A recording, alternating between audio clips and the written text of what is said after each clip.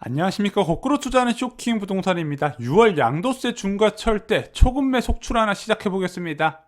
자, 서울 아파트 거래량이 급감한 상황입니다. 2월에 3,762건이 등록됐어요. 자, 이 추세가 이어지면 한 4,000건대 중반, 초반 정도 등록될 것 같습니다. 서울 부동산 침체를 알리는 5,000건 이하의 거래량이 드디어 시작이 된 겁니다. 3월 달에도 비슷할 거라고 생각해요. 현재 기준으로 한 981건으로 아직 1,000건이 등록이 안 됐습니다. 일반적으로 최근 3년간 1분기는 비수기에 많이 접어들었었거든요. 자, 그러다 보니까 이 비수기를 알리는 지표들이 속속 뒷받침되고 있습니다. KB 매수의 지수가 80대 수준까지 떨어졌고요. 서울 아파트 매물 수가 크게 증가했다는 언론 보도 많이 접하셨을 겁니다. 게다가 세제 개편도 앞두고 있어요. 공시가격도 대폭 올랐고 종부세 세율도 인상이 됐습니다. 양도세율 큰폭 인상까지 앞두다 보니까 앞으로 뭔가 서울 아파트 부동산 시장이 뭔가 좀 변화가 있지 않을까, 매수 대기자는 이런 좀 기대감을 갖고 있거든요. 그런데 최근에 아파트 가격 하락했을까요? 아니요. 최고 실거래가보다 오히려 더 높은 배짱 매물들이 수두룩합니다. 그게 최저 급매물임에도 불구하고 최고 실거래가보다 오히려 훨씬 높은 가격에 올라가 있어요. 근데 얘네들이 올랐음에도 불구하고 몇 주간 거래가 안 됐는데도 계속해서 그 호가를 유지하고 있다는 부분이죠. 야, 아까 3월에 비수기라고 안 했냐? 왜 호가가 이렇게 비싸게 유지가 되냐? 실제 종부세 과세 기준일 6월 1일 이전에 가격이 하락하려면요, 필요한 조건이 있습니다. 바로 1월부터 거래 급감이 나타났어야 된다는 거예요. 자, 2019년에 종부세 과세 기준을 이전에 급매가 많이 나왔고 실제 이때 저렴하게 사신 분들 많이 있죠. 2019년 1월부터 눈에 띄는 거래 급감이 나타나기 때문에 자, 어느 정도 매수 심리가 많이 위축되고 매도자들도 심리적으로 위축됐을 때 기왕이면 종부세 과세 기준을 이전에 팔자, 급매물이 많이 증가하면서 가격 하락이 됐다는 부분이에요. 자, 그런데 작년 같은 경우는요, 3월부터 거래 급감이 나타났거든요. 가격 조정이 없었습니다. 그래서 저희가 많이 말씀드린 게 서울 아파트 거래량이 5천 건 이하로 최소 3개월 이상 진행되어야 매도자 입장에서도 위기감을 느낀다는 거예요. 근데 현재 이제 거래 급감이 1개월 됐잖아요. 싸게 팔 생각이 없는 거예요. 간혹 저층 매물 정도만 좀 싸게 나오는 경우 있지, 로얄동 로얄층 같은 건 절대 급매 없습니다. 이게 한 4개월 정도는 되어야 집주인들도 뭔가 이번에 좀 심각하게 흘러가나 보다, 금리 인상도 한다 그러고 세제 개편도 있는데 이참에 팔아야겠다, 위기감을 느낀다는 건데 2월부터 거래 급감은 너무 짧다는 거예요. 물론 올해 종부세가요, 역대급으로 크게 강화되긴 합니다. 710 부동산 대책에서 다주택자의 세율이 크게 올라간 부분이고요. 공시가격 현실화 로드맵이 적용이 되면서 자, 이번에 거의 70% 가까이 오른 단지들이 꽤 많이 있습니다. 문제는 이 종부세의 실효세율이 굉장히 낮다 말씀드렸죠. 기본공제가 너무 과도하게 책정돼 있어요. 다주택자는 6억 원, 1주택자는 9억 원이 책정돼 있는데 이게 종합부동산세가 인별과세 제도다 보니까 부부 공동명의로 활용하면서 그 세금을 크게 낮출 수 있는 부분이 있거든요. 그래서 이게 아무리 실효세 기본공제가 폭이 워낙 크다 보니까 세율과 공시가격 높여봤자 실효세율 크게 부담되는 수준밖에 안 된다는 거예요. 게다가 이번에 부담을 실제 느낀다 하더라도 종부세 몇백만 원 오른다고 집을 몇천만 원 낮춰서 팔지는 않는다는 거죠. 그나마 이런 종부세에 크게 영향을 받는 초고가 아파트의 다주택자들도 있는데요. 이미 임대사업자 등록을 통해서 이 부분을 피해가는 경우가 굉장히 많아요. 종합부동산세 합산 배제를 받는다는 거죠. 게다가 이미 증여 등을 통해서 절세 방안을 다 마련해놨기 때문에 실제 종부세가 강화된다고 바로 강남 지역의 매물이 크게 증가하지는 않았다는 부분이죠.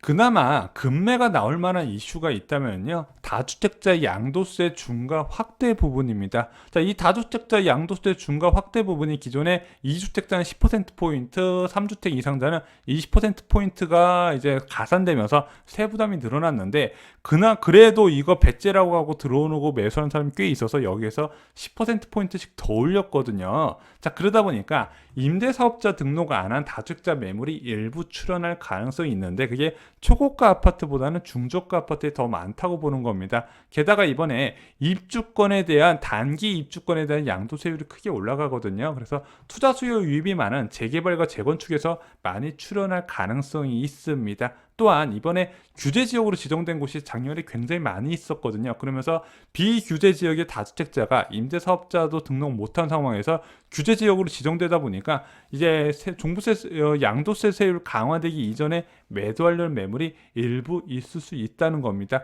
그런데 지금 보면 급매물이요, 재개발 지역이나 또는 재건축 지역에서 급매물이 좀 많이 보여요. 문제는 지금 오세훈 서울시장 후보가 정비사업장의 규제를 완화해준다는 이야기를 계속 지금 언급을 하고 있거든요. 그러다 보니까 그 매물들이 지금 호가가 빠르게 올라가는 모양새가 나타나고 있습니다. 그래서 두 번째 선택안도 매물이 그렇게 많이 늘어나지 않을 가능성이 있다는 부분도 참고를 하시기 바랍니다.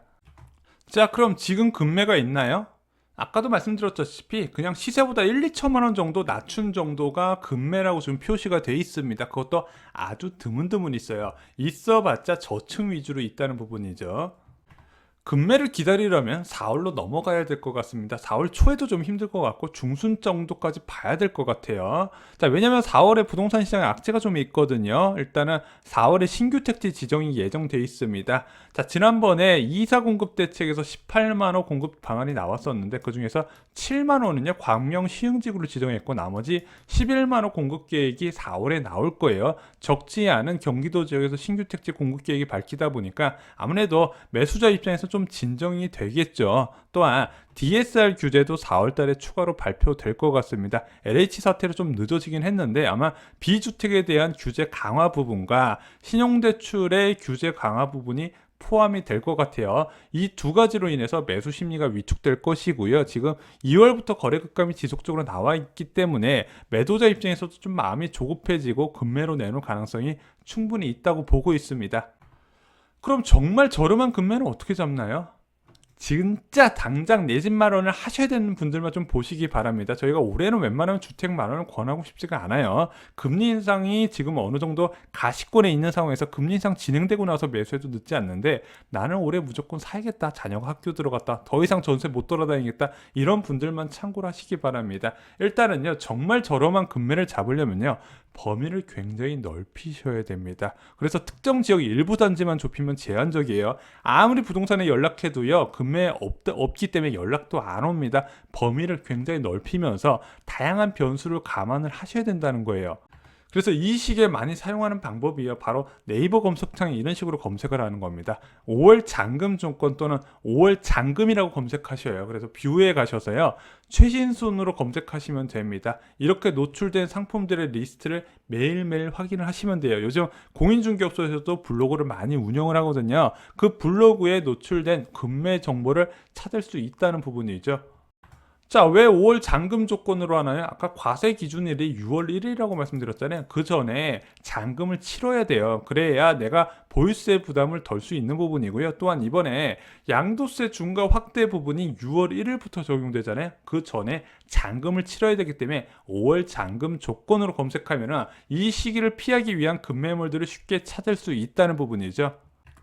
자, 추가로 아래 검색 내용을 한번 살펴보세요. 급급매라고 보시면 돼요. 급매하면요 그냥 네이버 매물에서 그냥 가격이 싼 정도고요. 정말 급한 매물은 급급매로 나타납니다. 또는 급급매 말고 초급매라도 찾아보시는 방법이 있어요.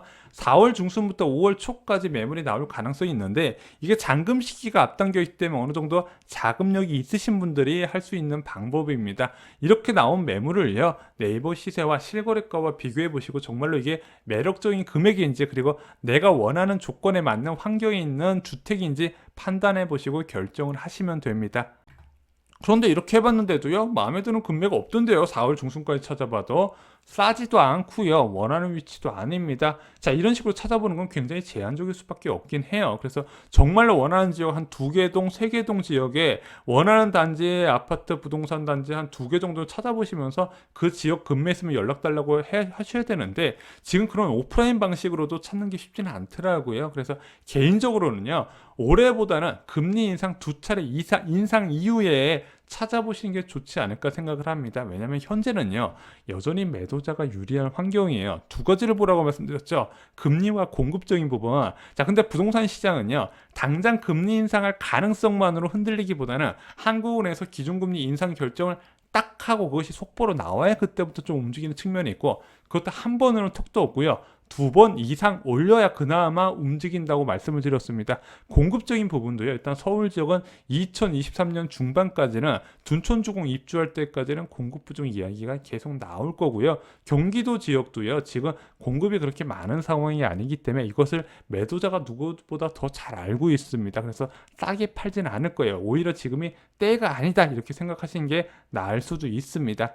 자, 그런데 많이 고민하시는 부분이 야 지금 안 사서 1, 2년 동안 더 올라버리면 어떡해. 자, 부동산 가격 폭락이 언젠간 오겠지만 그 전까지 올라버리면 무슨 소용이 있어. 그런데 과거에 2006년 서울 강남 지역 아파트가 꼭대기를 찍고 그 이후에 2012년까지 거의 30에서 40% 급락했다 말씀드렸습니다. 오르는 건 금방이지만 떨어지는 것도 장기간 걸린다 말씀드렸어요. 당장의 급등이요. 매수하고 나면 기분은 좋을 수 있어요. 호가가 계속 올라가니까. 근데 이게 어느 순간 삐끗해버리면요. 끝도 없이 하락한다는 부분 잊지 마시기 바랍니다. 오히려 지금의 여러분들이 사시는 영끌 투자자, 실수요자들이 이 하락을 그대로 다 맞아야 된다는 부분이 과거에 하우스푸어라는 이름으로 많이 회자가 됐었습니다. 자, 주변 분들께 공유 꼭 부탁드립니다. 감사합니다.